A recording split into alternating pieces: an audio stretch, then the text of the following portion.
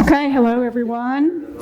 Welcome to the December 7th meeting of the Murfreesboro Planning Commission, special meeting for us to learn a little bit today. Per the governor's executive order, we do still have the opportunity to participate electronically. So we do have two of our members, Mr. Martin and Mr. Salas, both participating electronically, and we do have a quorum present. So I'll turn the meeting over to Mr. Huddleston. Thank you, sir. Thank you, Chair Jones. Good afternoon. It is Pearl Harbor Day. I don't know if anybody noticed that on the date. I picked up on it a little bit earlier, and certainly that's worth talking about. Ronnie and Chase, are you guys on? Can you hear us? Can they talk back? Yeah, he turned his mic on. Yes. I'm here. Ronnie's there. All right. And good to have you joining us today virtually. Thanks, sir. A few weeks ago, we talked about with Chair Jones and some others internally about having some training and planning opportunities and some opportunities for us to work together a little bit more as a planning body. And so last week, Mr. Ives and Mr. Blomley did a great job getting us started with that. Today, I'm really anybody on our staff could do this presentation. I guess I drew the short straw, so to speak. But we are going to talk today about land use planning, and then toward the end of that, we'll also talk some about the major transportation plan, which is a companion document and very closely related to the subject matter today. We do have some exhibits up. I think this just helps add to it. I debated about putting these in the actual program. Sometimes in this setting, it's hard to see the details if you put a slide actually in the presentation. So the poster boards serve to help us with that. My apologies to Ronnie and Chase. Maybe they're not being able to see those. But and so we do have on my right, your left, a poster board with the urban growth boundary, city limits of Murfreesboro. And I think Mr. Ives talked about this last week as he talked about the urban growth planning, and we also call it the municipal growth boundary. And that'll be important in our conversation today. We also have a couple of the zoning ordinance, the zoning map. These may not be current, but they certainly would represent something for our discussion today. They may not have every parcel updated exactly as they are. And then moving on over, here were a couple of exhibits out of our land use plan, land use exercise that would also sort of marry the conversation about land use planning together. I think every presentation you need to start off with some kind of slide. I picked this one up. I liked it for the topic today. Planning is bringing the future into the present so that you can do something about it now. You might wonder who that guy is. Alan is an American author of and a recognized expert in time management, personal time management. But I thought it was appropriate for this slide today that we would think about doing something now, bringing the future forward or backwards, I guess, really, to us today, and then doing something about it now. What kind of things can we do about it? Anticipate it, prepare for it, shape it. Those would all be good things as we think about and talk about land use and moving forward. I wanted to pick up a little bit with where David and Matthew left off, so we'll do just a little bit of review. I like David's starting slide and the quote, if you don't have a plan, or if you don't know where you're going, any road will get you there. And if we don't have a plan, then anything that happens will accomplish our goals. And so we also talked about the function of planning for Murfreesboro as being the coordinating the orderly development of the physical environment. And we also reviewed our participants. There are two elements out of the four basic elements that were covered last week that will apply today. The general plan, which is a very significant power given to the Planning Commission, but we don't do it very often. I think David rehearsed with you all the times that we have updated our land use plan and our master plan and our transportation plan. It's a very strong power, but we don't do it very often. The second one that we'll apply today would be zoning, to study and recommend, and that is a more practical, really monthly look at something that the Planning Commission does on a routine basis, and then following up with the City Council. Those would be activities that are pretty routine for this group.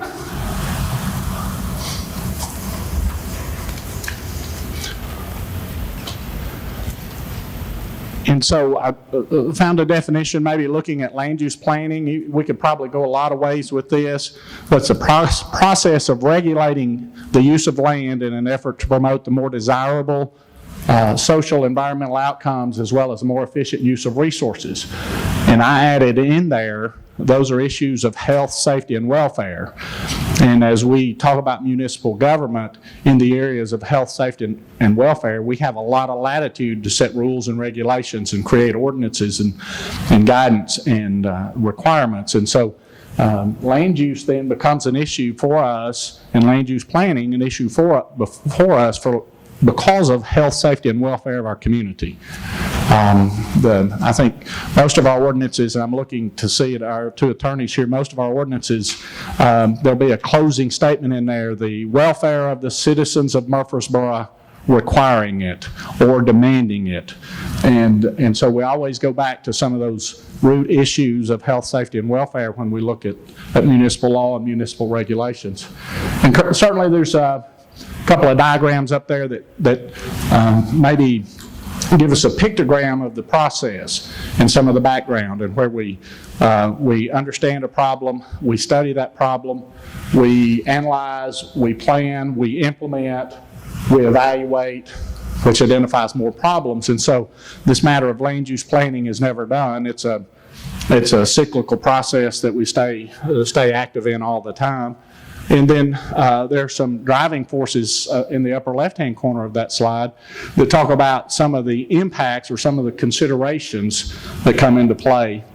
And then the two exhibits, or the two pictograms there at the bottom of the upper left-hand corner, show land change over time. You have the initial condition and then some future condition of your land use.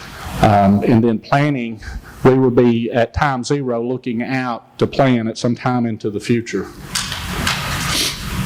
A little rehearsal here of just the state law. We created a planning commission. The planning commission has the authority to create and adopt general plans. The major transportation plan was one of those general plans that we have in pretty good shape. The future land use plan, we're in the process of working through that now. We'll have an update on some of those things next week. There were several items I wanted to have Greg update this body on, and he had a conflict that he couldn't be here today, so we'll give an update on that next week. And then it talks also about in our situation, the council only approved, but they did not adopt that general plan, which then gives it the status of being an advisory document, a guidance document. It guides what we do, but it's not statutory, it's not prescriptive, so to speak. And then we also talked about the ability to do sub-area plans or smaller boundary land use plans, the airport master plan, North Highlands in the bottoms, Salem Pike, Blackman land use plan. Those were all sub-area plans that we've reviewed and adopted in the past.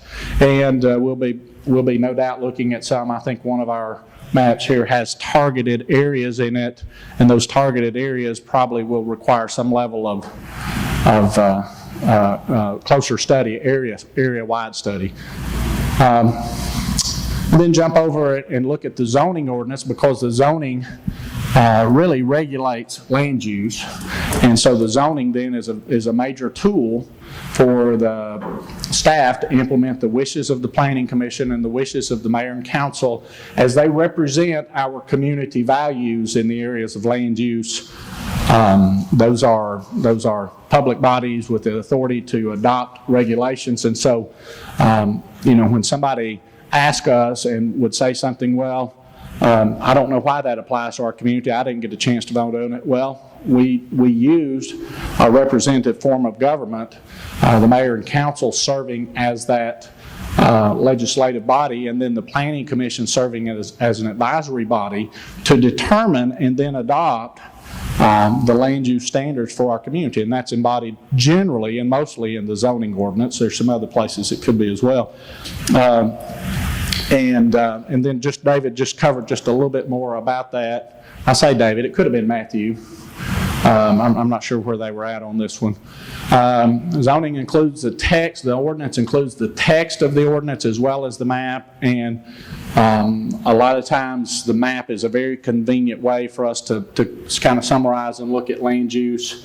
And so this exhibit or this poster board, second from your left, would represent our current zoning map, or maybe that one's a little bit older.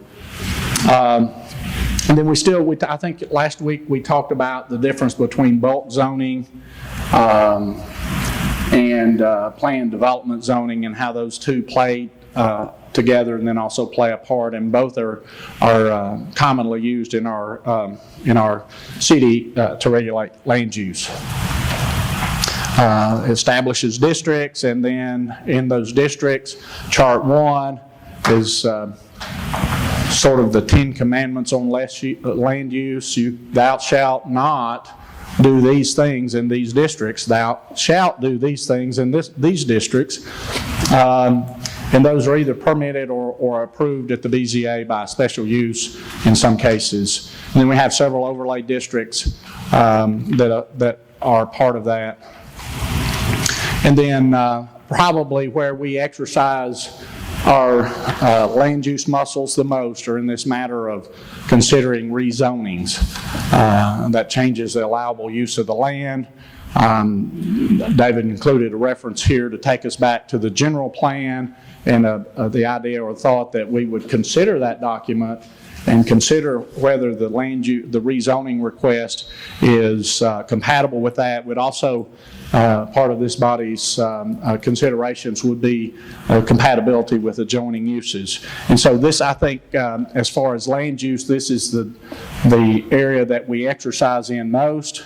We do adopt some master plans. We will be bringing back the future land use plan for this body to study and consider some modifications.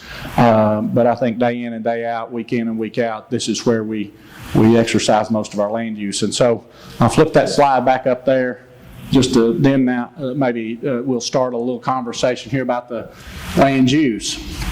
So let's think a little bit about the land use planning process and its time element.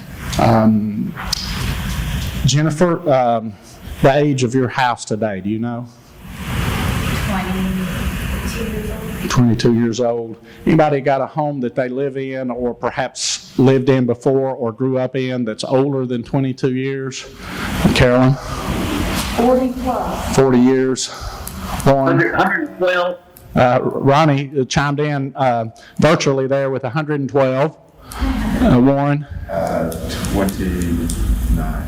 29.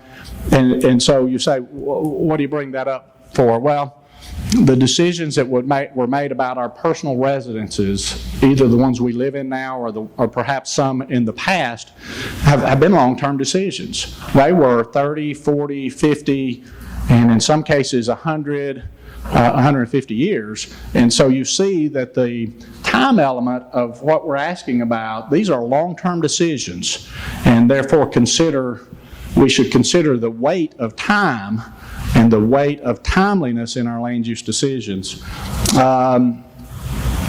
And we need to renew and review those periodically. These are not static documents. I know we've talked about that before.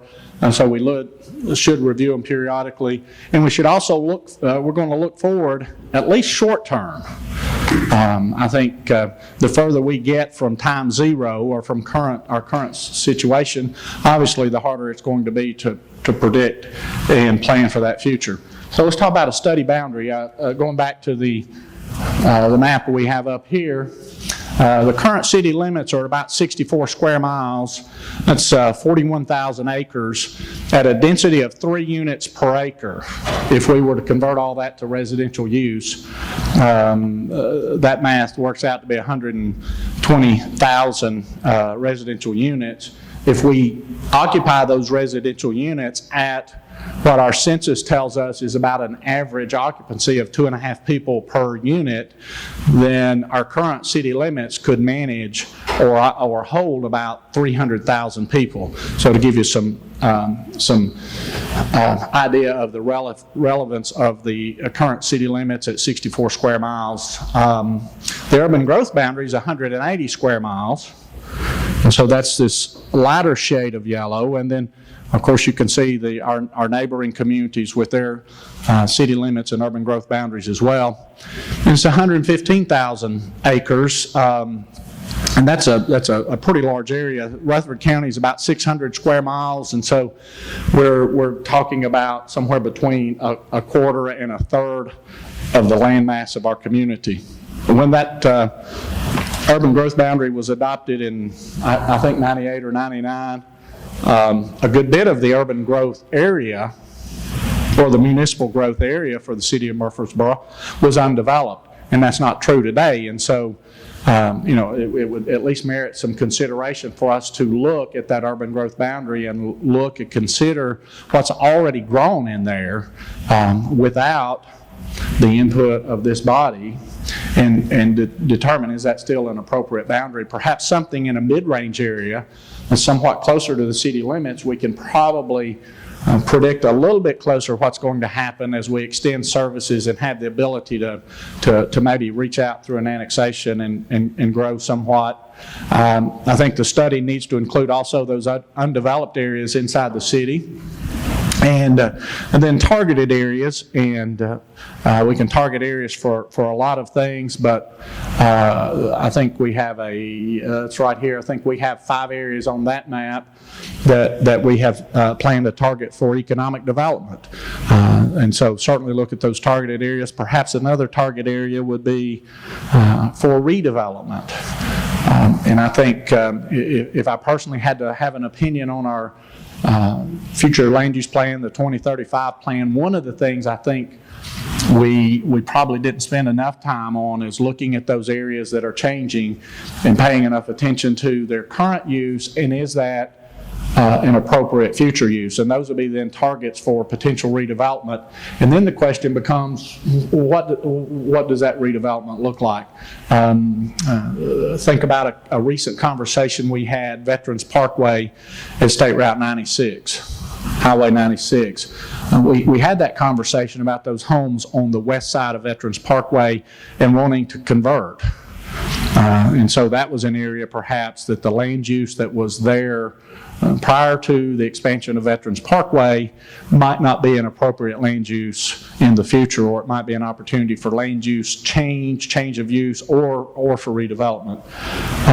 And so those, as we look ahead, then I think it would be appropriate, and something our staff's worked with the consultants on, is limiting that area that we look. We're not trying to plan necessarily 180 square miles over the next 20 years, but we try to rein that in and look a little bit closer and use some boundaries, say like Veterans Parkway and just beyond, or Joe B. Jackson Parkway and just beyond. And then if we followed that around the city, Cherry Lane and that area, those would be areas that would seem to me to be appropriate for our current study and looking ahead. We'd also want to understand existing conditions, existing uses, and we shouldn't ignore public engagement and input.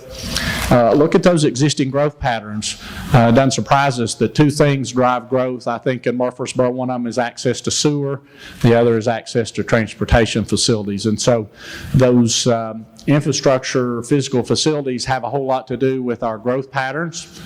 The state has adopted more recently some modifications to the STEP program, which allows growth patterns to go beyond beyond municipal sewage and into land application of sewage through the STEP and septic process.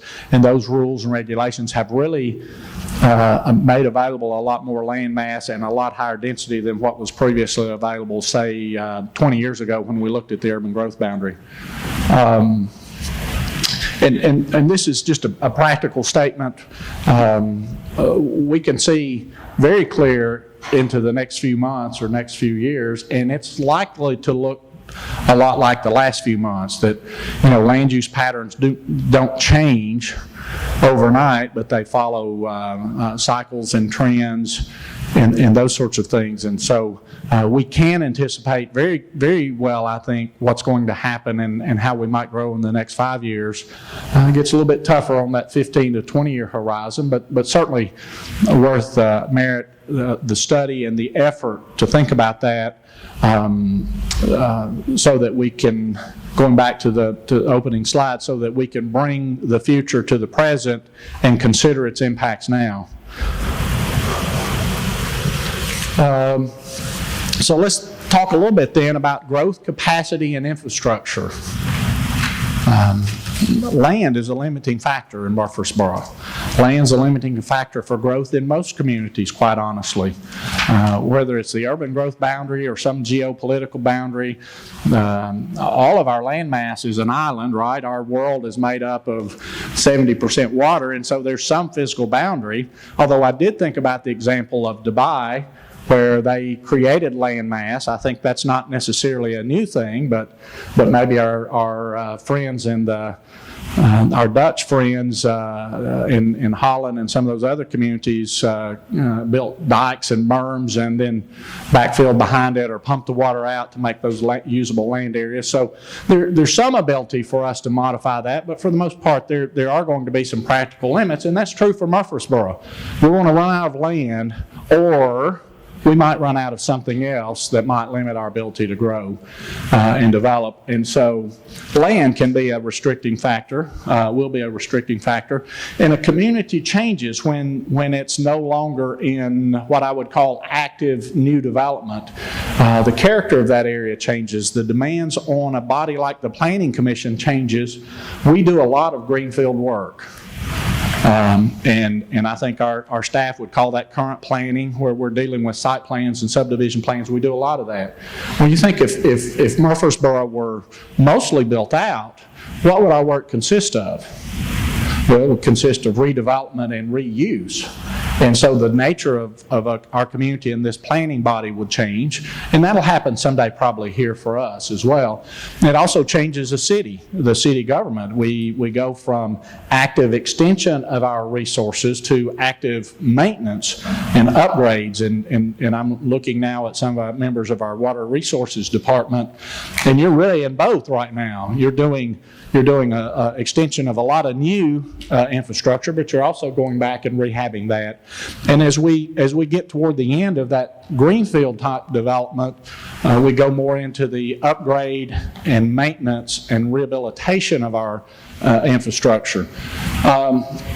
Water's a limitation. We probably didn't think about that as a region 20, 30, 50 years ago, although we're certainly aware of particular instances where communities were limited by the availability of water. It's certainly becoming more common in the eastern United States, even though we as a community receive 48 inches of rain per year in small watersheds. That can become a limiting factor when we look at needing to provide each house about 260 gallons per day per family. I had a professor at Tennessee Tech who, in the engineering geology class, said this to our class. He said, "Water, you will never have enough, or you will have too much. It'll never be just right." And that, of course, that baby bear condition is what we would strive for. But what happens to a baby bear? It either becomes a mama bear or a papa bear. And so we're very rarely is that water just right. And so we know we're either on our way to a drought or on our way to the next extremely wet period. Sometimes we might call that extremely wet period flooding. And then our state and federal regulators could put regulatory limits on that. And so there's a statutory reason. That's somewhat happening to our community now as we look at places like Percy Priest Reservoir, where the Corps of Engineers is regulating the discharge and intake and reuse of that water. The current intake, raw water intake on the East Fork of the Stones River is limited based on the amount of flow in the river, and so we can only take so much water out of the East Fork of the Stones River. That kicks in occasionally during very dry times. We'll have to go to our standby position, which is we have a raw water intake at Percy Creek Reservoir. There was a time when we withdrew water from Murphy Springs, and our community outgrew the ability of Murphy Springs to provide that water. And so what did we do? We extended a raw water line, Valerie, if I remember our history correct. We extended a raw water line from Sam Jared Road and the East Fork of the Stones River and pumped raw water into our treatment works here. Eventually, we changed that and we moved the treatment plant to where the raw water source was. And so water can be a limiting factor. Wastewater can be a limiting factor. Murfreesboro is blessed with a lot of streams and rivers here. However, they're very small, and because they're very small, the state doesn't recognize them for sewer discharge or wastewater discharge capacity, and so that can become a limiting factor for a community. And when it does, and we're facing that today, and we've faced that really probably for the last 15 to 20 years very significantly, then you have to look at alternate strategies. What do those look like? Repurified water, septic and step, direct drinking water recycling. And Darren coined I don't know if he coined it, but he says this phrase from time to time, toilet to tap. While that's not necessarily a pleasant thought for us, it is a reality in many communities. It's a reality in many parts of the world where you're taking that wastewater and directly reusing it to put back into the drinking water system. Our repurified water is a modified version of that, where we're using the repurified water for spray irrigation, for makeup water, for land application, and all of those things. And so it's not going directly right back to the tap.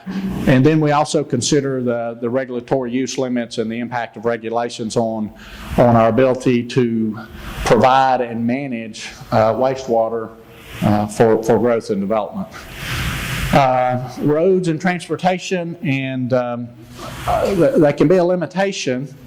And I'll use a Greg McKnight phrase here, but that can also be an opportunity. And so we'll talk a little bit about that later. And what I mean by limitation, you certainly wouldn't want to put something that generates 40,000 cars per day on a 2-lane road that could only handle 10 to 12,000 cars per day. So transportation and access can be a limiting factor, but it can also be an opportunity in that we can overcome that somewhat with our transportation planning and spending money. Dana Richardson often used this quote that he said, if it boils down to be a money problem, you can solve the problem with money. He said, then you don't have a problem. You may have a money problem, but you don't have a technical problem. And there are some problems we can't solve technically, and there's some things that we can't throw enough money at. And so transportation is that area. Does it limit land use, or does land use limit transportation? And so there's a very strong interaction between transportation and development. Certainly wouldn't surprise us to know that drainage and flooding can be limiting factors. FEMA recognized floodplains, local areas that we know about, Hooper's Bottom, for example, that we've studied, and we know that floods, and so those are areas that would cause constraints.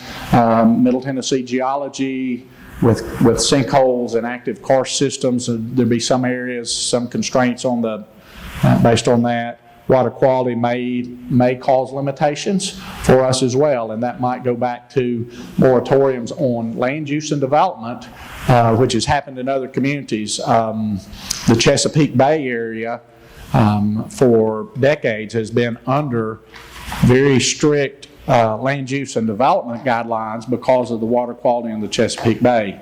The New River watershed and several others that we could name where water quality related to drainage and flooding or drainage or water resources becomes a limitation or a constraint on growth.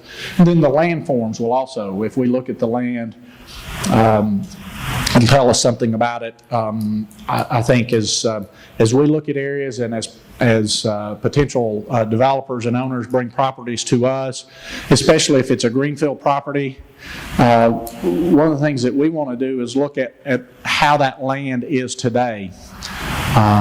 For the number of years in Rutherford County that we were an agricultural society, if you couldn't plow it, and you couldn't grow cattle on it, and you couldn't cut hay off of it, you generally left it alone. It took too much energy to cut the brush and the undergrowth and the trees off of it, and that's there was a long history of harvesting trees, and we were the cedar pencil factory capital of the world for many years, and so there was some of that goes on. But since that era has passed, when we look at land today, and we look at an aerial photograph, and if we can step back in time and look at that, the land will tell us how it can be used, because it told the farmers how they could use it. And the areas that are good for crops and good for growing cattle and good for hay are also generally good for development. But if they weren't, the farmer left it alone and it grew up into bugs and bunnies, what was it? I'm trying to think of briars and bunnies, blackberries and bunnies. That's what it is. So those areas, the land will tell us about that. And so we look at landforms. Sinkholes and karst, again, would develop the ability or would be a constraint. Steep areas would be constraints. Wetlands areas could be constraints. Suitable soils, when you're talking especially about alternate septic disposal, suitable soils can become a constraint. Elevation can become a constraint. I'll give you an example, a current example in Rutherford County today. CUD is the water provider for most of our community outside the city of Murfreesboro service area. And there is a limit today on how high that their water will serve, just based on the system limitations that they have. And yeah, you can overcome that, but it's hard. But that elevation in itself will then create a limitation on land use. We couldn't put a 1,000 home subdivision on top of a mountain if we can't serve it with water and we can't provide fire protection. You might be able to build your your weekend retreat, and have a well or a pump or something that helps supplement that and overcome it, but it will impact that. And then there are protected areas. This is not an exhaustive list, but a few that are worth considering. Protected areas, such as natural areas, culturally significant areas, parks, and something that's really becoming a little bit more of a thing in land use and land development is charitable trusts and land trusts that prohibit the development of land, and those will be considerations that might constrain an area. For us, for example, we probably don't need to study the land use of the national park system in our community. The Stones River Battlefield and those federally occupied parts of our community, probably we don't need to study that. So as a park or natural area, we probably don't need to study, the Percy Priest Lake, for example. Those are areas that would be constrained based on the land for it. Now, when we look at our maps, and start thinking about land use and land types. Should have laid my watch or phone out here, make sure how we're doing on time. When we think about the types of land use we have, our zoning map has, I think maybe 4 colors that are significant to us, and those 4 colors then represent the majority of the uses. Residential is yellow and orange. Orange would be the multifamily. Commercial is generally going to be red. Industrial is generally going to be gray. And so those areas makes up the most of our map. And I think a good bit of it, and it shouldn't surprise us, is residential. The existing land use and the future land uses all look like residential to me. And there are really only 2 types, I think, really single family and multifamily, and that hasn't changed. What has changed about our residential land uses in our community is density and intensity. And it's interesting when we turn back the hands of time and we look at perhaps, really before the automobile, I think, that our land use, our residential intensities were again higher and our densities were higher, and it was because of transportation. And so you think back about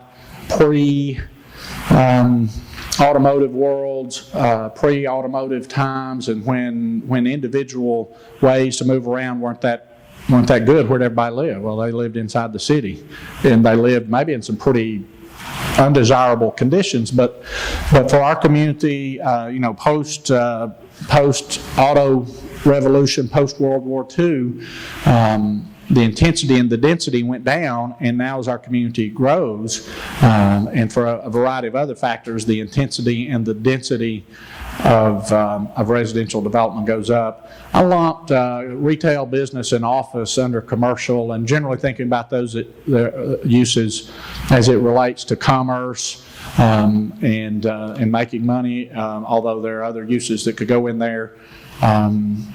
Mixed use, planned development, those are some terms that are in our zoning ordinance and could be appropriate for discussion for land use as we think about areas that might have mixed uses or we might want to promote and see that as a vision for mixed use. Industrial uses then would have significance for us. We have historically been a very blue-collar community. The presence of significant industrial growth here or significant industrial presence it pays a lot of wages. And so when we study our community and study the economics of our community, those consistent paychecks coming in from those places that manufacture are very important to our community. I could turn back the hands of time a little bit more and talk about agriculture. And one time, Murfreesboro and Rutherford County was the dairy capital of the world. Bart Walker tells the story that they wanted to name the local radio station, which is now WGNS, they wanted to call it WMOO for the sort of a nod to the dairy industry at the time. And I don't recall the exact numbers, but it strikes me that there were over 300, I think that's the number, maybe over 300 active dairy farms in Middle Tennessee, and that's certainly, in Rutherford County, that's certainly not the case today, but we still have a very significant industrial presence for our community. And I think it's important, and I think it'll be important in our future that we consider those land uses, institutional uses, and this is kind of a catch-all. It covers a lot of things, government uses, quasi-government uses. What would be a quasi-government use that would be important for us, while not specifically important to Murfreesboro, the siting of a solid waste disposal facility, whether that's a commercial operation or a government-provided service, that would certainly be something a community would want to think about if you have suitable areas that could support that. So a quasi-government use would be perhaps something like a landfill. It could include healthcare. For years, Rutherford County had a community-owned hospital. It was owned by the government of Rutherford County. It was purchased some time back by a not-for-profit, but we also know that there are for-profit companies in the business of healthcare, and so a large medical facility, whether it was privately owned or publicly owned, could be a institutional use. Parks, utilities, the water plant, the wastewater plant, the spray irrigation fields, if that was important to your community, the power plant, the substations, schools we generally lump in there. And we could talk about zoning for those, but when you're talking about land use, really here, it's a different conversation. Church and religion, we generally look at those as institutional uses, and then open space, programming open space, that could also be considered an institutional use, just to preserve that open space. Redevelopment is a topic that I think bears a lot of attention for us moving forward, and for a variety of reasons. Let's take the Bottoms, for example. The Bottoms, quite honestly, before about 1950 was a very miserable place to live. Broad Street, that we currently drive on today, and the associated construction with that raised that area by 6 to 8 feet. So if we went out there and took 6 to 8 feet off of this area right outside of City Hall and went all the way across to Lytle Creek and CSX, and just imagine taking that much material out where the McDonald's is, and the subway that's across the street, and the intersection of Broad and Church. Just imagine that being 6 to 8 feet lower. That was a pretty miserable place to live. Very little sanitation, very little running water, very little power. The types of land uses over there, it was a mixed use area. It had residential and sawmills. There's some exhibits that I have from the planning for the Bottoms Urban Renewal Project, which came in the mid-50s, that show the condition of that. And so in the mid-50s, associated with Broad Street coming through town, we received assistance from the federal government, Housing and Urban Development, and then we implemented an urban renewal project over there. And so a good bit of what you see there today is the result of a redevelopment project that happened in the mid-50s on into the 60s and 70s. And so what we said a few years ago is that area now is probably ripe for another round of redevelopment.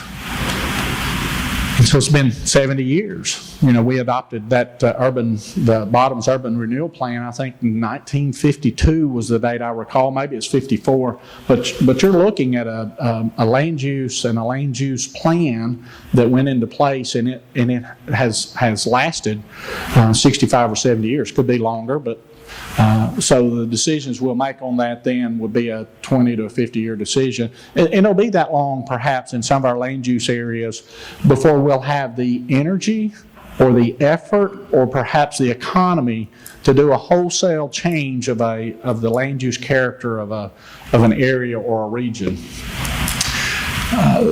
These uses are interactive. Murfreesboro, I think, benefits from the synergy of rooftops and commercial. I think Murfreesboro benefits from the synergy of rooftops and employment centers. And so there's an interaction there. And I think back about what happened at the VA hospital, and when they planned the campus for the VA hospital, Murfreesboro wasn't there. Nothing was there. And so what did VA have to do?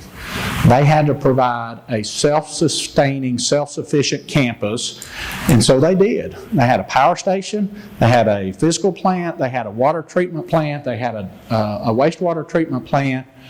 They grew their own crops, they raised their own cattle, and if you go back through the history of the VA campus, and I don't remember the exact time that was developed, but it's been there for a number of years, maybe approaching 100 years. There was nothing around there, and so it had to be a self-sustaining community, and they did that.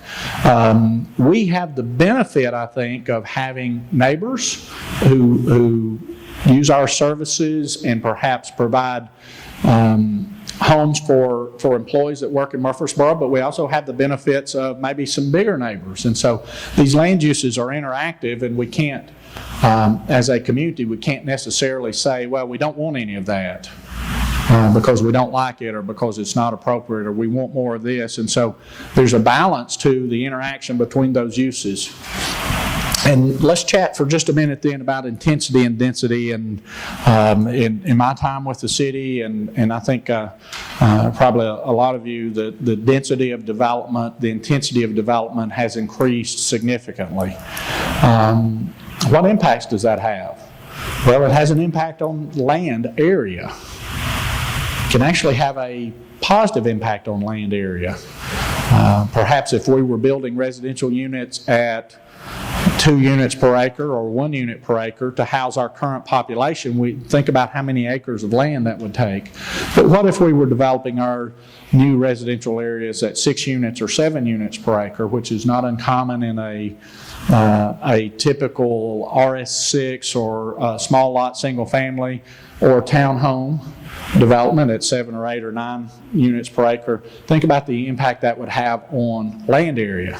So the more dense and more intense the development, perhaps the less land mass it takes for the same amount of units.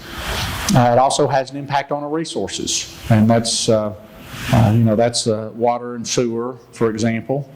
It has an impact on services, our ability to provide services to those communities. It has an impact on revenue. And so revenue can be a two-sided, a two-edged sword. There's red ink and black ink, right? And so red ink might come into play when we're talking about providing services to significant residential populations whose property tax may not fully cover the cost of services. In most communities, services to residential areas are supplemented by other uses. And then you also got to look at the benefit of those things. I don't know what that was. But the benefit of land use, and so we talked about the benefit of industrial uses and how that provides stable employment base for us, which gives us a stable economy. We have a diversity of uses here in the employment sector, which gives us a much resistance to swings in the economy, especially market sector swings in the economy. And so all of those sort of things influence how we got to where we are, and we need to think about them going forward in our land use. Let's talk land use plan versus zoning. We use different language in our land use plan than we use in our zoning ordinance.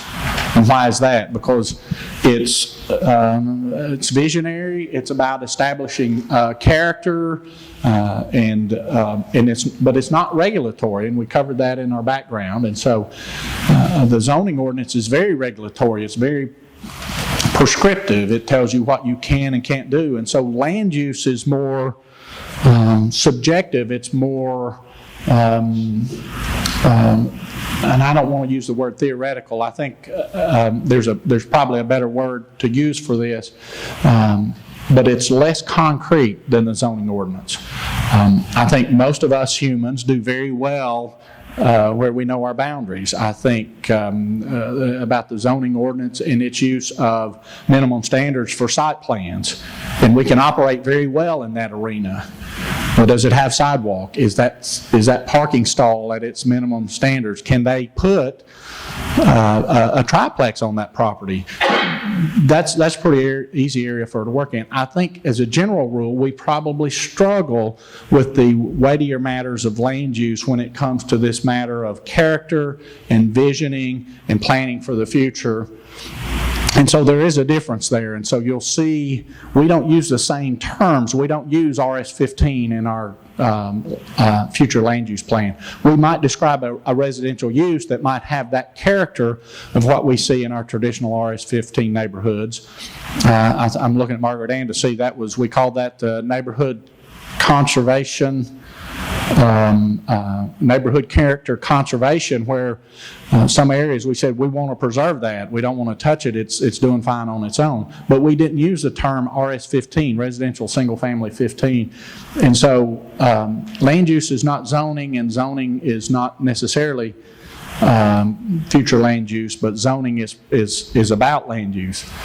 And then time frame, certainly the 10 to 15 to 20 year time frame makes sense to us. The helps that are out there for us, and references and companion documents, the major transportation plan, the Greenway, Blueway, Bikeway Master Plan. Those are all documents that are available to us and documents that we considered.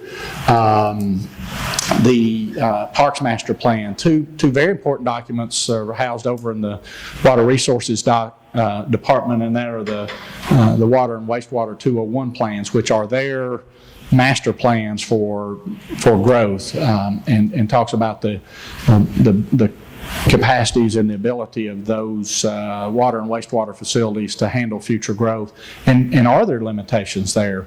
I think population growth estimates are important to us, and we spent a lot of time in the 2035 plan trying to fine-tune this matter of population. And we're planning, think about this, class, we're planning for people who don't live here yet. And we're planning perhaps for children of our current citizens who are not born yet. And so we've got to have some idea of what that number looks like and how many it might be. Rough numbers from the 2035 plan were that we would grow 100,000 people in 20 years. I think we're on track. I mean, that plan and those population estimates are now 5-6 years old, and we've been adding about 5,000 people per year to our community. We've been adding enough new single family or enough new residential units to easily cover 5,000 people. It takes about 2,000 residential units at 2.5 people per unit. And we've been consistently permitting in new construction that number of residential units for the past several years. Regional plans, what are our neighbors doing?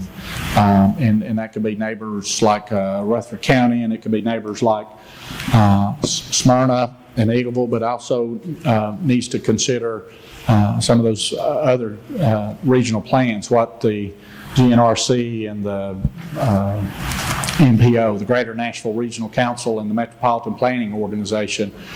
And it was an organization, I think it was loosely organized, I think it was called Power of 10, that's 10 communities in Middle Tennessee that have a loose affiliation right now. I think here really then maybe is a lot of what I wanted to hit on today and really bear down is creation of a vision for our community. We can take the existing land use map and look at that, and we can take our planning boundaries and look at that, and I've used this statement, I didn't measure it, but I think it's fairly accurate, that we've planned and we have developed now perhaps 75% of our community. And so our land use plans for the next few years, we're talking about painting the blank canvas or repainting a redevelopment canvas that represents about 25% of our community. Because a good bit of that has already been done. And so I wanted to think about vision versus market. Vision versus market. Forest Hills, and I think that's right. It's Forest Hills or Oak Hill, one of them, but it's a satellite community in Davidson County. Satellite community was one of the municipalities that existed prior to Nashville becoming a metropolitan government, form of government. So it was a satellite city. It has its own identity separate from Metro, has its own form of government. They have a mayor and a council, and so there were 6 of those: Lakewood, Forest Hills, Berry Hill, Belmead. There were a couple more. I can't remember exactly, but Forest Hills, they have a vision for their community of no commercial or retail in their community. And I distinctly recall a few years ago when there was a proposal for a commercial development, the first commercial development. This was Channel 5 News, the Nashville Market, the Tennessean.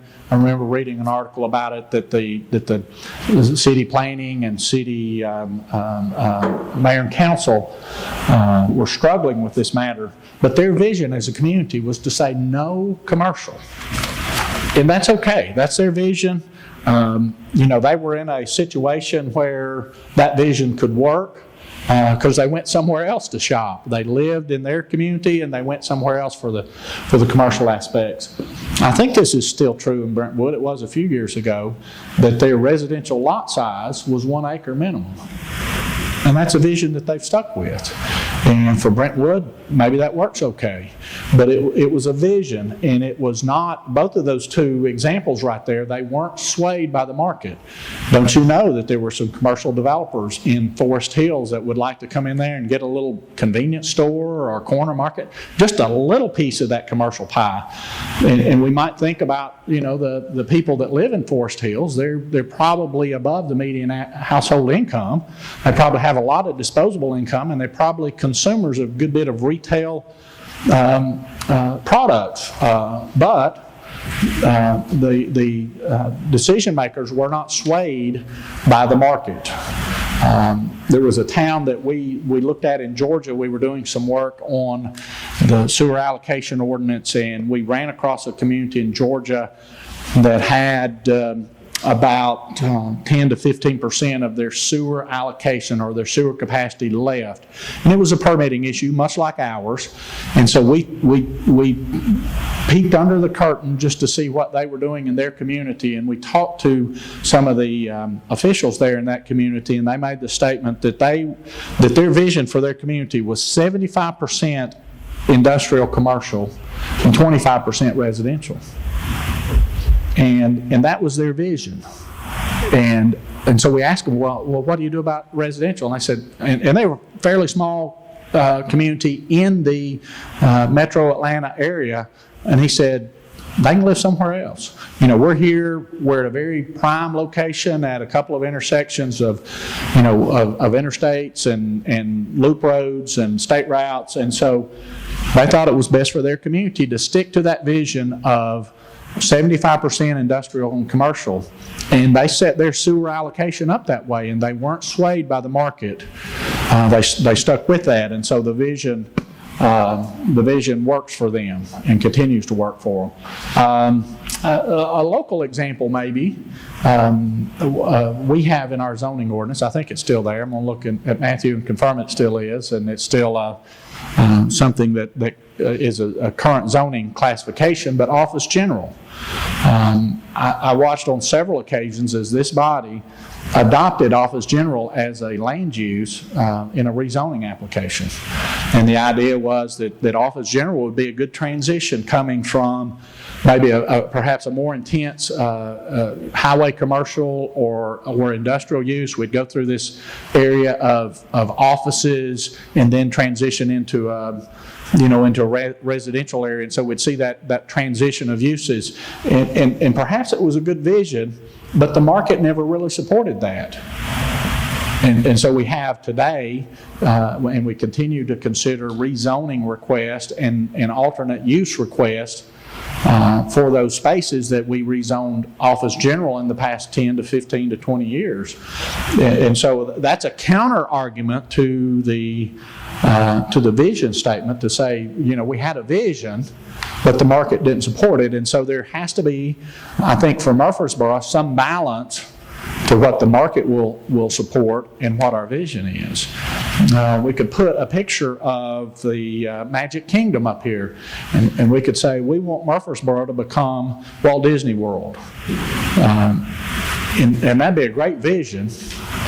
I recall this conversation when we were talking about the downtown city block and a redevelopment plan, and one of the people who spoke at that meeting used buildings from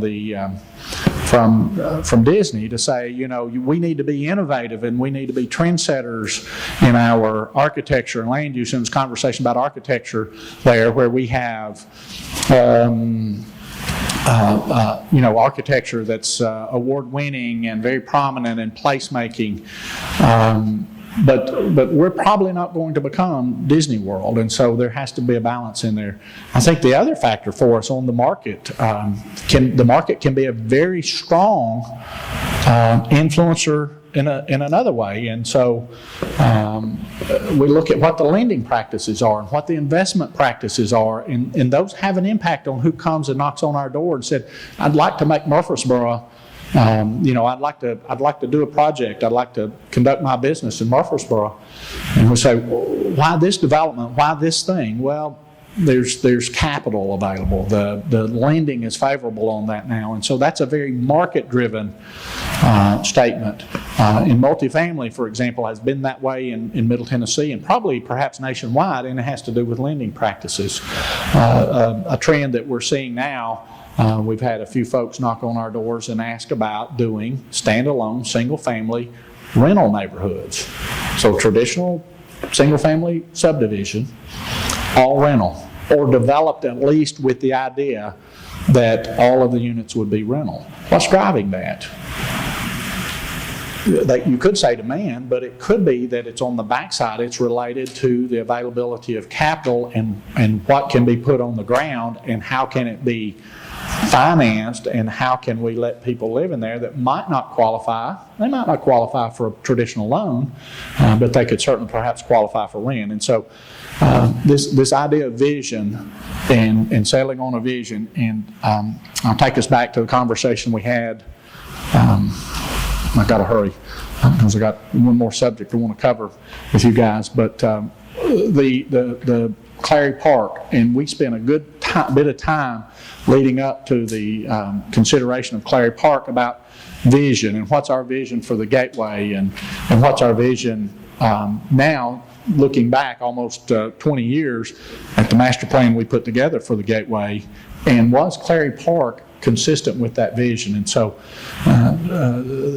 this body, the Planning Commission, the planning staff, and our council members that are here, developing that vision, being confident in that vision, and knowing that from time to time it might be okay to say no to a use because it's not consistent with our vision, and then seasoning that and balancing that with the market realities.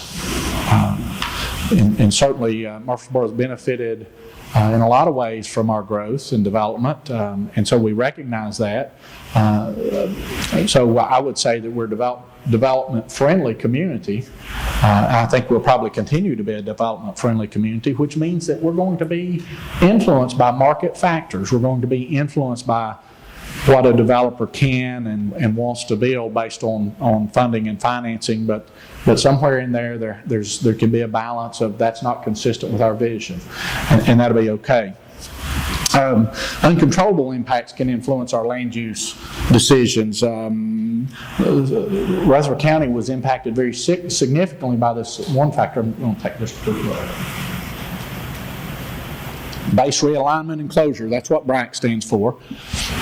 All over our nation, our military Department of Defense closed facilities all over our nation. They closed Seward Air Force Base in the late 70s. There's still a relic here in Murfreesboro. The We Care Daycare building, which is over by Patterson Park, was built in 1980 as a settlement, I guess, or a peace offering from the federal government to say, we're going to build this for you in Murfreesboro. The city owns that, and we operate a daycare out of that for disadvantaged and underprivileged families. That building's age is 1980, so we're talking about a 40-year-old building that came as a result of base realignment and closure. Well, think about the financial impacts. I would say perhaps you might look at something like Smyrna, which was impacted very significantly. Think about the number of people that we know that were associated with the base, who still live in our community, who were perhaps stationed at the base and then stayed. We have a first-class airport facility there, one of the longest runways in the state of Tennessee. And I think Smyrna probably leveraged that closure pretty well, and they've made the best of a bad situation. We don't know about business closures either, so those unforeseen, uncontrollable things that we can't control. You have a major market sector shut down operation in your community, and all of a sudden maybe that land use plan that you had that focused a lot on maybe supporting that market sector isn't there. I think currently we've got to think about COVID as an impact on business. I think people are making different decisions than they made 12 months ago about land use and development because of COVID.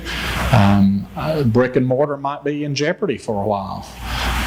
The work at home trends with folks now has already impacted our community. It was a very good tool for the city of Murfreesboro, quite honestly. Allowed a good number of our staff to work from home and still be productive, maintaining essential services for the city. And so those factors that we can't necessarily control, but we will have to react to them. We can't control all those factors, but we can control our reaction to them, and we need to be ready to do that. So what happens after we do all this and we study and come up with a land use plan? We approve it, we implement it. How do we implement it? On those monthly planning commission meetings, we're implementing our general plan, our future land use plan, when we're making those land use decisions based on the guidance of the plan. And then we have to update it and revise it. And so it is a living document. It needs attention from time to time. You will hear our staff, when they talk to you about a land use matter, they will refer back to the current land use plan. Is it consistent or inconsistent? Matthew, I don't remember the numbers, but probably in the time that since we've adopted the future land use plan, probably several dozen, if not several hundred exceptions that we pointed out as staff. This is not consistent with the land use plan. Can you do that? Sure. It's a guidance document. You have that latitude to make those decisions. And for a variety of reasons, it might have been inconsistent. And quite honestly, that's one of the reasons that we're restudying and want to provide some updates to that, because of what we've learned in the first 5 years of implementation and some areas we'd like to improve.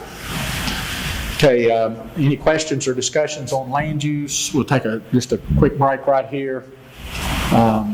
Anything our staff would like to add? All right, well, let's stand up, stretch our legs. Carolyn was very gracious and brought some snacks. We have drinks available in the refrigerators, and so let's make ourselves available for those and take just a couple minutes here, and then we'll finish up with about 3 or 4 slides on transportation.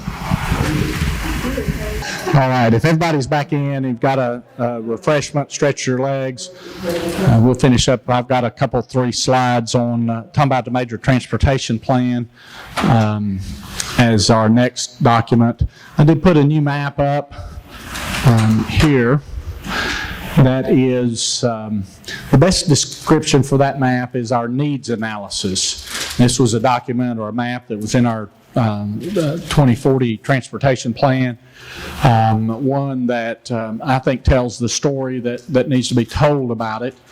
And I say it's our needs analysis. What you see represented there is a representation of the city's existing transportation system, and I say existing as of 2016, and all of the projects that we call committed. And committed projects were projects that the city, county, state, somebody has spent money on, and there's very definitely going to be a project there. And so something that you'll see on that map as a committed project, for example, would be Joe B. Jackson Parkway from Church Street over to Broad Street. And that construction covered, in different phases, covered a couple different areas, but at the time the map was done, that stretch wasn't finished. Cherry Lane from Memorial over to Broad Street, including an interchange at 840. That shows up as a committed project because we spent money on it. We're very well advanced on that, and so this map represents that transportation network, existing plus committed, and then we applied the traffic demands that came out of our modeling and analysis for 2040. And so this is our do-nothing alternative. What happens if we don't do any more projects beyond those that we've committed to and those that we currently have? And so that document, I'll refer to it a bit more in a minute. Don't want to necessarily get into it now, but that represents level of service. And so the various colors in there take you from A to what would be a very undesirable condition, but level F, which is represented in the red, and you can see how many elements of our transportation network. And we had to model the whole county as well, and so you'll see some modeling and some information available on some roads outside our jurisdiction, but we needed to be able to model the complete transportation network in our community to understand the impacts, especially in our boundary conditions. And so we'll come back to this map in just a minute. The major transportation plan, whose jurisdiction? Well, it's the city and the planning commission. Mr. Ives pointed out to us in his early work that transportation plan can be considered a general plan. We adopted it separately, but it was also very integral to that, so it can be done separately. It can be done in conjunction with the land use plan. As we said earlier, transportation and land use are linked. It is a transportation planning document. It also helps us work on our capital spending and capital spending program and capital spending planning. Throw a couple numbers out at you. For this document, the 2040 Major Transportation Plan, we had about 20 years worth of spending records and project implementation records. We spent $650 million. We implemented $650 million worth of projects in those first 20 years. We implemented them or were in the process of implementing them, and about half of that spending was from the city. So we were getting about 50 cents on the dollar. Now, we're going to take credit for those TDOT projects that are done in our jurisdiction because they don't happen by accident. Sometimes we encourage the state in those. Sometimes we encourage them with cash and other good and valuable consideration. And so because those provide a benefit to our community and they're part of our significant transportation network, we're going to take credit for them. But I said all that to say we're talking about, rough numbers, 2040 Major Transportation Plan, $1 billion worth of new capital investment.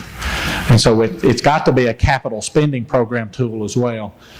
There was regional planning coordination that is required and demanded by TDOT, by the Greater Nashville Regional Council, by the Metropolitan Planning Organization. We've got to work very closely. As this map represents, we don't live in a transportation vacuum. We share streets with our neighbors. We connect with streets into our neighbors at the boundaries. There are federal allocations, federal dollar allocations on the line. So we have to have a document. It has to be adopted by these regional planning organizations, or those federal dollars that flow into our community earmarked for the city of Murfreesboro don't show up. And so there's sort of a carrot and stick, I guess. Not sort of, it is a carrot and a stick. You do what we ask you to do and you produce this plan, we'll continue to help fund your projects with federal dollars. You don't do that, or you don't work well with others, and you don't have a document approved by your regional planning organization, then your federal funding's not as much or at all. And so, as we said earlier too, it identifies our transportation needs, and that's the big thing. This map represents our needs. It is our do-nothing alternative. And so it shows you that if we stop spending money on our projects, how we said something about the bottoms being a horrible place to live. If we don't continue to improve our transportation system, Murfreesboro will be a horrible place to drive. Mr. Halbert. So with the passing of the increase in gas tax, do you foresee, or has it occurred, that the acceleration of any of these projects have come to be, or that has nothing to do with anything? It has a lot to do with the state projects. A good bit of the work, and I don't remember. I think it was set. I think there was a. Was that a 10? I'm trying to remember the math, Mr. Halliburton, but I think maybe 70% of that went to fund projects with TDOT, and so they advanced the timing on a number of projects. I think what we will be seeing and what we have seen in our jurisdiction will, short term, will be interchange ramp improvements. There's several in the works right now where those ramps will be lengthened or the interchange will be improved to allow it to operate more efficiently. We'll have more room to merge, more time to slow down and get off of the interchange. Most all of our ramps were designed and built under an older minimum standard at the Federal Highways Administration, maybe a 55 mile an hour speed limit, if you remember that from the OPEC oil embargo. And so those interchanges can be a little bit challenging for us, but we've seen a ton of attention by TDOT, and specifically it was in the Improve Act monies that did that. For the city of Murfreesboro, it increased our share of the state shared gas tax revenue. And we use the state shared gas tax revenue here to mostly fund maintenance. But it did increase the amount of maintenance monies that are coming into our community, and so we're able to keep pavement and traffic signals and other elements operational. We're funding generally new road projects in the city of Murfreesboro from the general fund and from capital borrowing. But we have seen a very significant increase in the activity. I think the phase one of the smart corridor for I-24 is in the works, and you've seen some of that work. If you've driven on 24 recently, you'll see that there's some work on the side of the road. I think it's being done mostly by Stanzel Electric. I'm getting some additional information out there. Phase two would be the ramp and interchange improvements that's in the works right now. But the smart corridor work on I-24 was specifically targeted with that gas tax.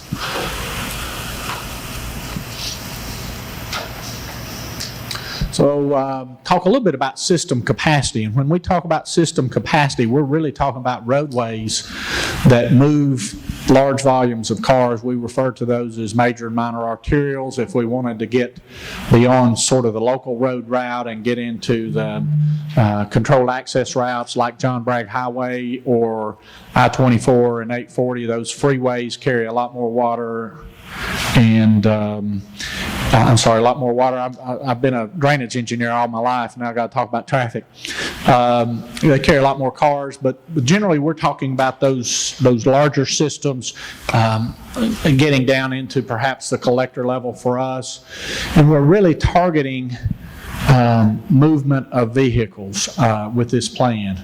There's a different question out there in our community for what we refer to as congestion and operational issues.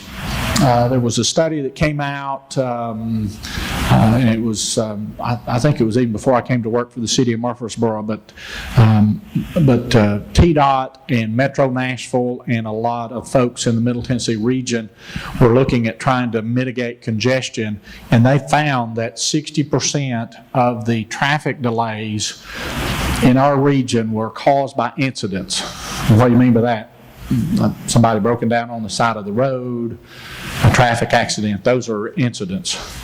And so they put together a program which we've seen the results, if we use that corridor, to cut down on the number of incidents or how quickly we can respond as a community to resolve that incident so we can open traffic back up. The TDOT help trucks are an example of incident management. That's not adding capacity to the roadway. That's not adding lanes to I-24. That's simply trying to move as quickly as they can interruptions out of the travel lanes. And so incident management, having instead of waiting, for 3 or 4 hours for somebody to show up to help with the cleanup, you've got those kind of resources on call, whether it's wreckers or maintenance crews or cleanup crews, so they can respond quickly. And that's in our area as well. And so Jim Kerr Wastewater and Chris Griffith and Raymond and some of the other folks that work more on the operations side of things, ROM, they deal with TDOT and with incident management and making sure that even in our community, a broken down car or an accident in one of our major routes can cause a major ordeal for us. The major transportation plan don't deal with that. That's not an area that they deal with. There was a program that we've had in place for a while. We actually gave it a name a few years ago. We called it the Congestion Hotspot Program. But we did some targeted projects to go in and help specific situations, specific intersections, or specific areas where we could do a quick project and help reduce congestion. We didn't really add capacity to Memorial Boulevard, but we helped, for example, the intersection of DeJarnett and Memorial and Haynes by making that intersection more efficient. And by doing that, then we helped the capacity on Memorial. We eliminated some of that congestion. So understand that the major transportation plan is about the capacity of the lanes on Memorial, where operational issues and congestion mitigation are more about the management of the conflicts on Memorial, the signalized intersections, the underperforming intersections. And so we're talking about here, this document and this plan really deals with those larger system capacity issues. Level of service is a topic in a lot of areas that talks about what are our expectations and how well should things perform. And in our transportation system, whether you're talking about a signalized intersection or an arterial corridor, there is a term called the level of service. And the better the driving conditions, or the better you can make it through there, obviously the higher the level of service. But what a community has to do, and what a jurisdiction that might have responsibility over transportation has to do, is decide where our paying limit is.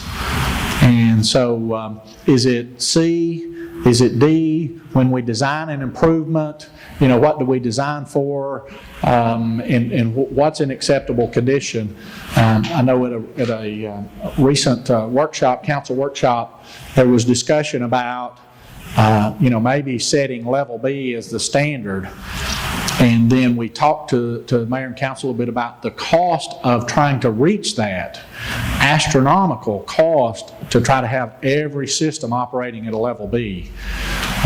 Level C might be a little more easier to accomplish, but you can see from this map, this needs map, when we get systems that are operating in the red, that's almost complete gridlock right there.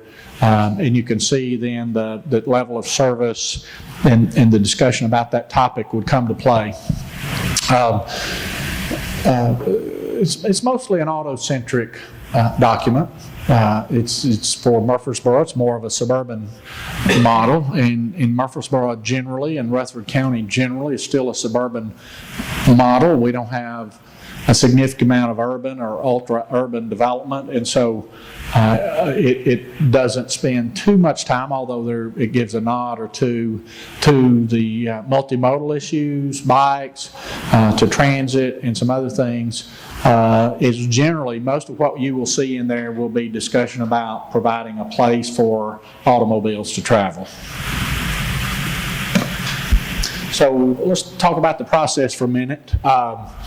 In this document, we started with traffic counts from 2014, which was the best year we had at the time. We have dozens of traffic stations that are monitored annually. So we've got a history of traffic counts at some intersections. This information is available if you ever want to know.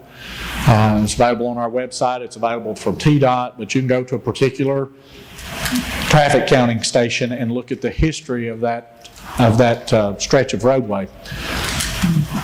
I-24 between 840 and Medical Center Parkway, something crazy like 130,000 cars per day travel that corridor. Where did I get that information? I got it from the traffic count network. And so we took the existing traffic counts. We considered some temporary impacts because those traffic counts could be affected by things like a 2 to 3 year construction project.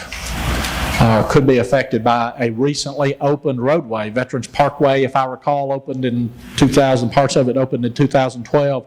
We saw a noticeable decrease in some of the traffic count stations that were adjacent to Veterans Parkway because folks started, for example, Highway 96 West toward Franklin.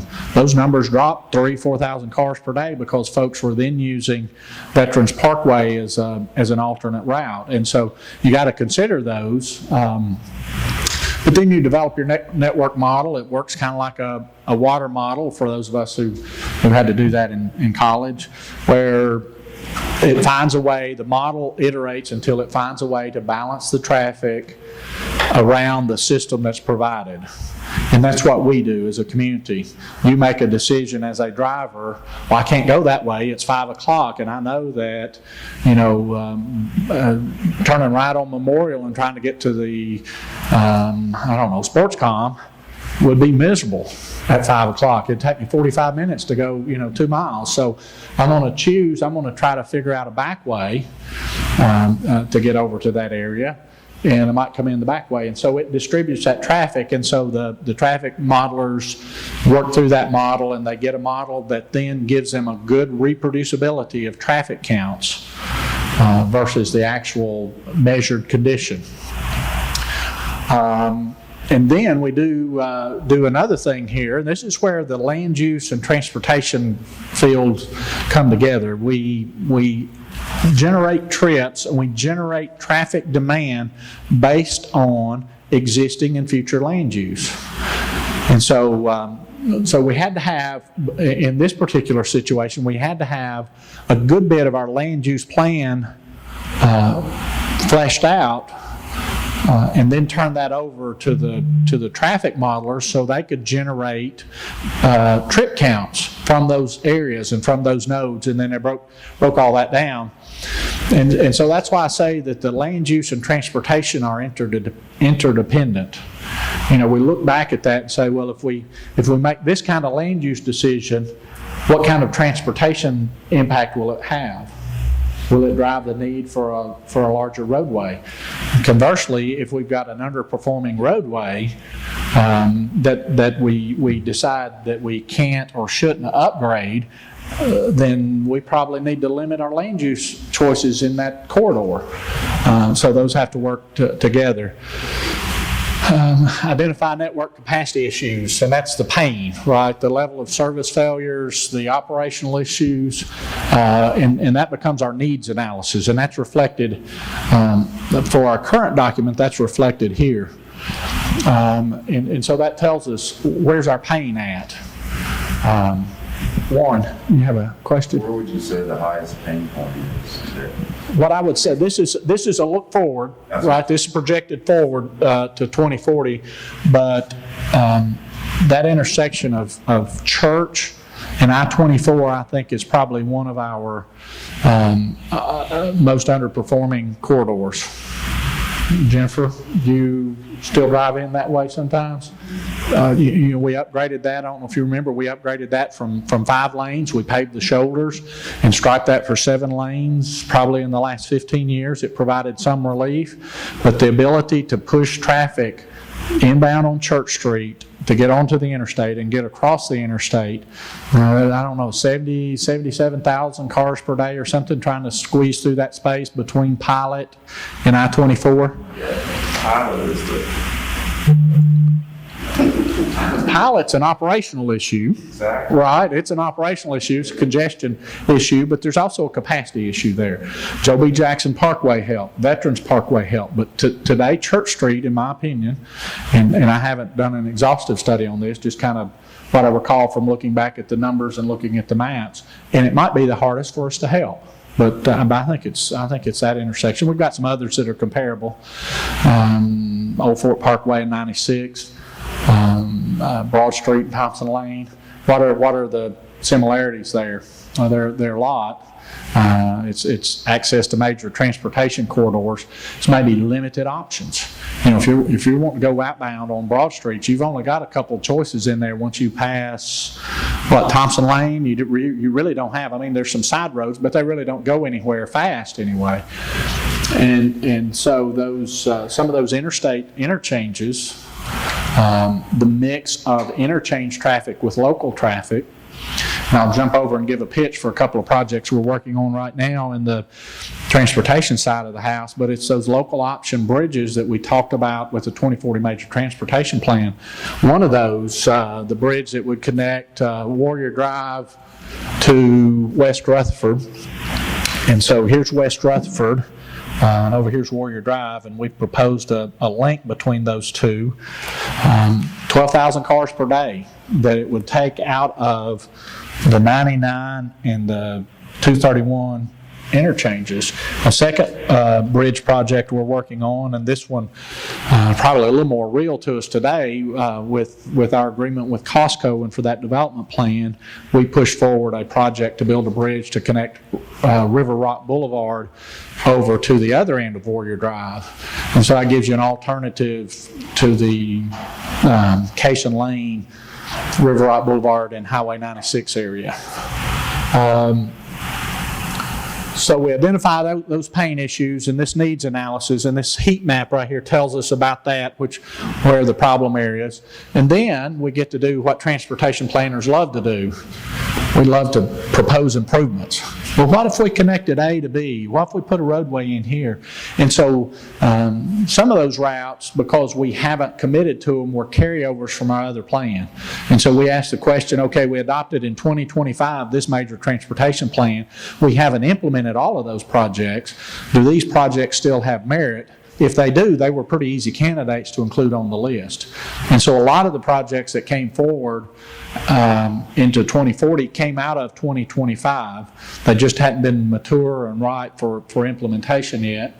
And so we just iterate through that. And so we were able to identify a few locations where we talked about adding those local routes and maybe some other things, something away from Med Center Parkway, for example, to give some relief in that area. And then we iterate through it again, and then we get the resulting level of service map that shows how much we're able to, if we implement those projects, how much we're able to help.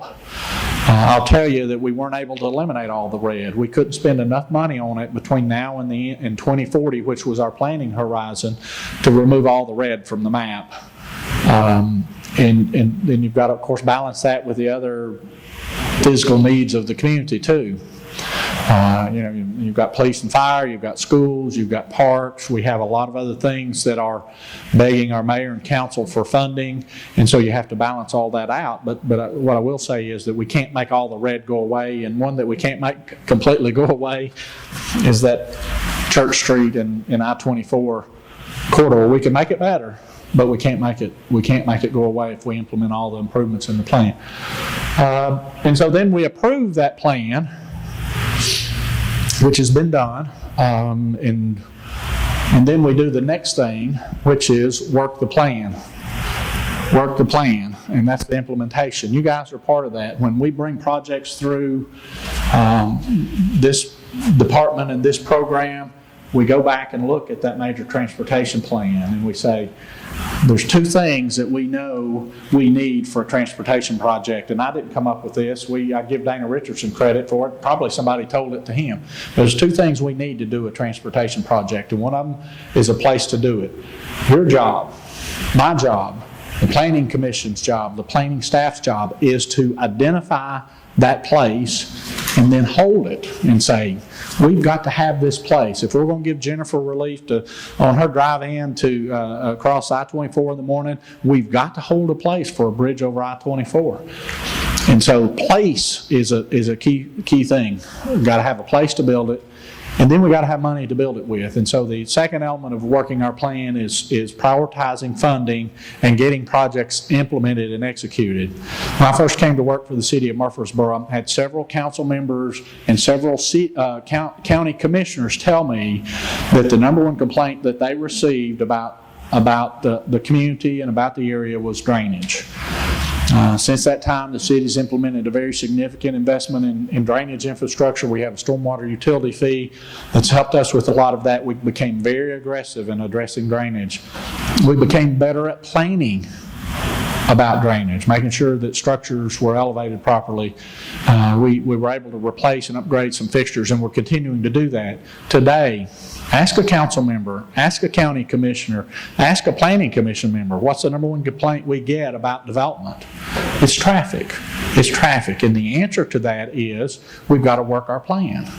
We've got to set aside that place, and then we've got to, as a community, make spending on it a priority. And so this document helps us with both of those things. In that it identifies the projects, it has some rough numbers on cost, but it also helps us to see where the benefit is. We know where the pain is. We got the pain map here, right? So this document and the plan can tell us where the benefits are, and can tell us, help our legislative body, the mayor and council, make funding decisions. And that funding, again, is some local. It's some state, a good bit of state spending going on in our community. And then there are federal dollars that flow in as well, and some flow in as earmarked funding that is specific to the city of Murfreesboro.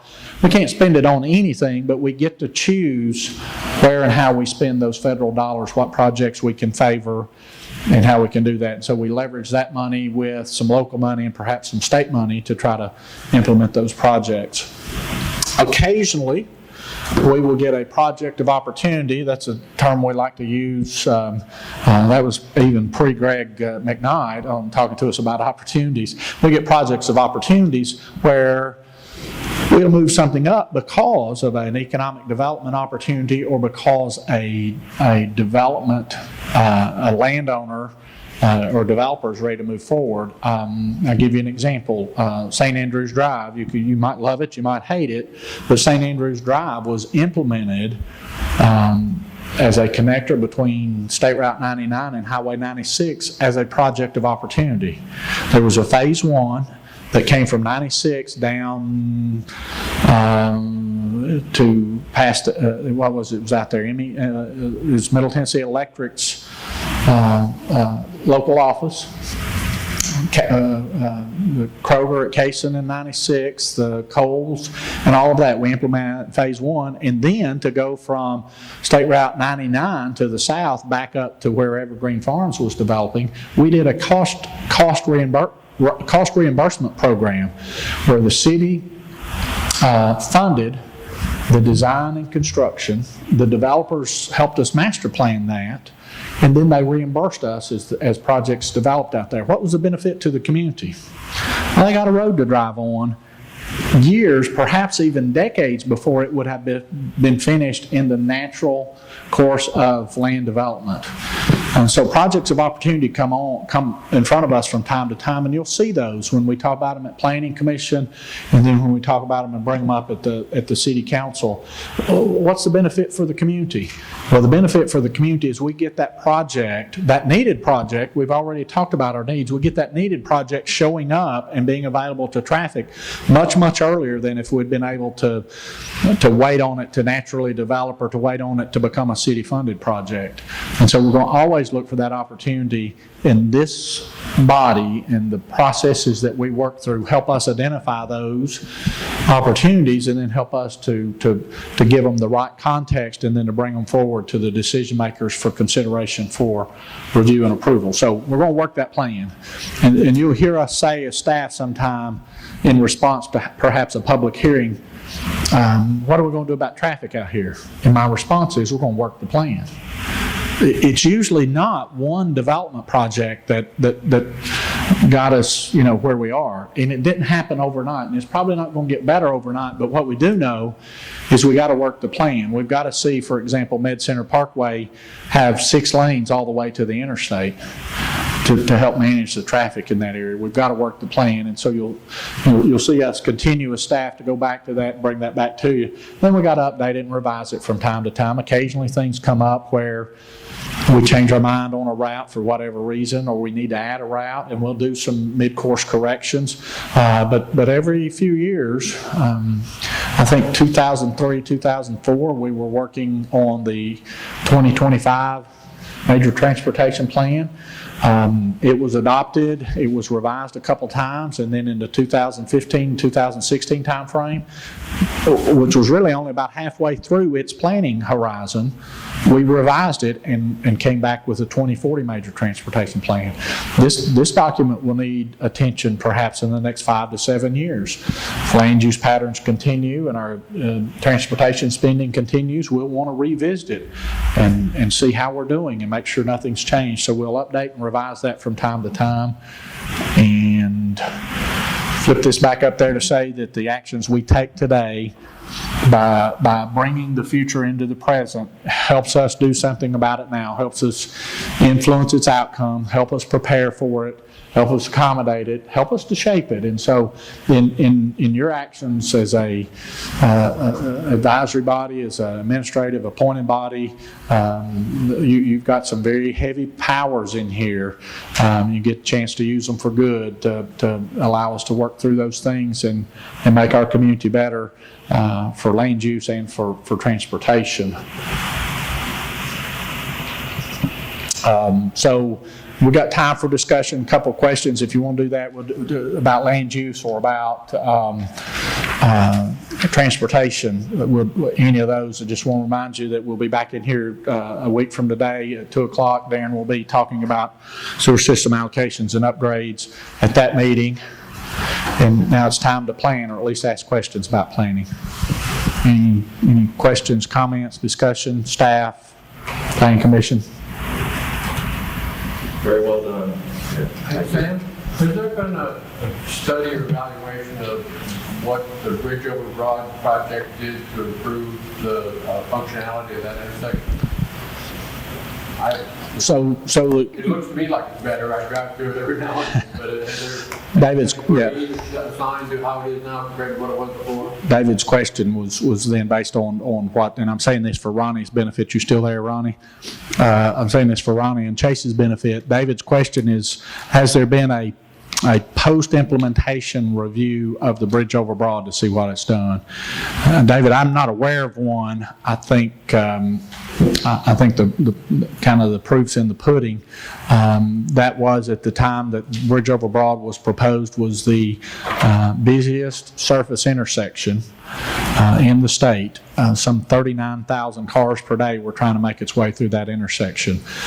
You know, some other things helped that as well. I mean, we opened up the Med Center Parkway corridor. We've seen some improvements on some other corridors that help funnel traffic away from that. But I think by and large, anytime you go through that intersection during peak hour, you're expected to set maybe 2-3 traffic signal cycles before you would be able to move through the intersection. And now most days you're able to only set through a single cycle. You know, you get stopped at the red, and the next time it turns green, you're able to clear the intersection. So I think that's in there.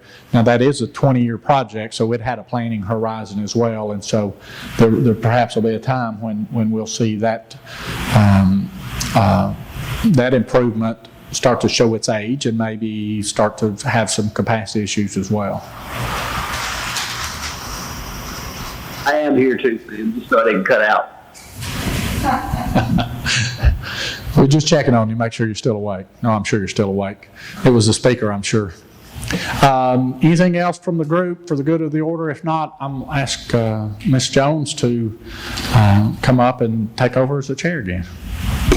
Thank you, Mr. Huddleston. As always, wonderful information for us, much needed. I know we need to hear all this much more often than, it's been a long time since I heard a lot of this, so I appreciate all the time you spend putting it together for us, all the information that was provided and everything you all do for us. Staff on a regular basis just to help us do what we do when we step up here every meeting. So thank you very much. Appreciate all the members of the Planning Commission being here and being a part of this, and everyone else that came to join us as well. And until next Monday, same time, same place, we stand adjourned. Thank you.